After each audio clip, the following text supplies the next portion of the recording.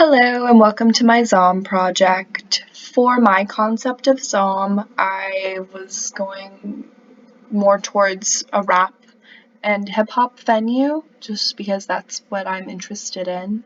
Um, I imagine Zaum to be kind of like a lo-fi-y, local, cool hotspot in Austin. I'm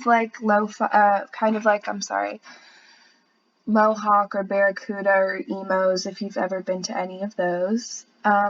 So yeah, my idea for Zaum is that it's going to be a popular music and event venue located in Austin, hosting local and traveling non-genre specific hip hop and rap performers. I kind of think that the venue will just be small, some bright lights, mosh pits, smoke-filled room, everybody just having a good time is what I envision for Zom. Um, it's going to be a space that really emulates and modernizes the trends and motifs of rap and hip hop culture from the late 80s through the present day. Specifically, most of its design influence is going to come from graphic design and advertising that a lot of rappers were in from the 1980s through 2000s-ish.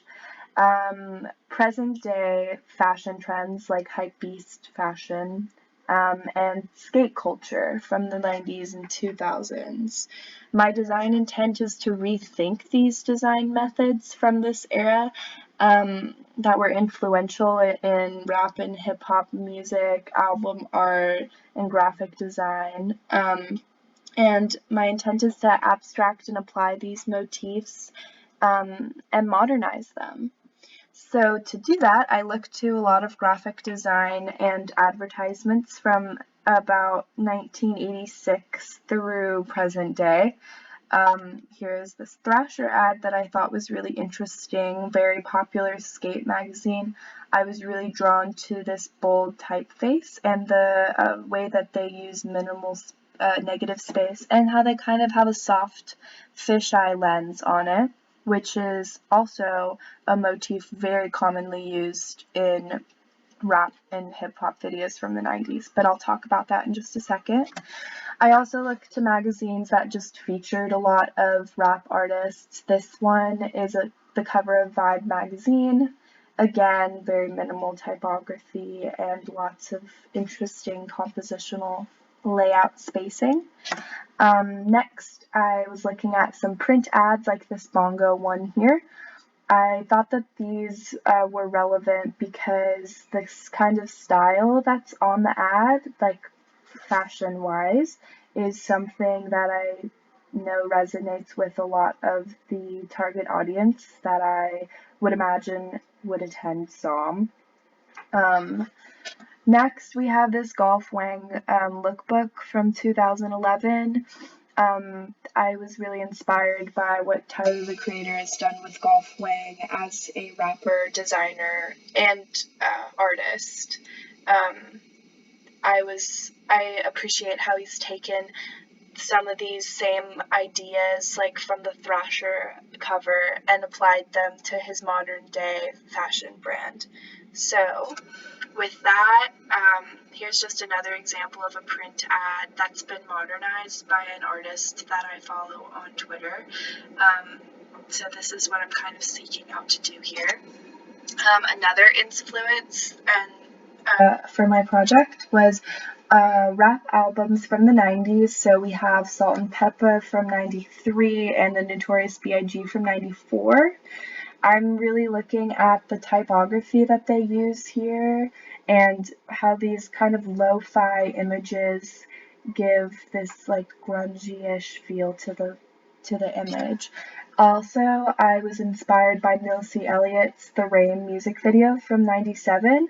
She uses a fisheye lens to distort the entire video, which was a motif that became synonymous with many hip-hop and skate videos from the 90s and 2000s. And you can also kind of see it applied on that Salt and Peppa album next to it. And then finally, we have streetwear. This is mainly like rappers and the people who I envision to be at Zaum.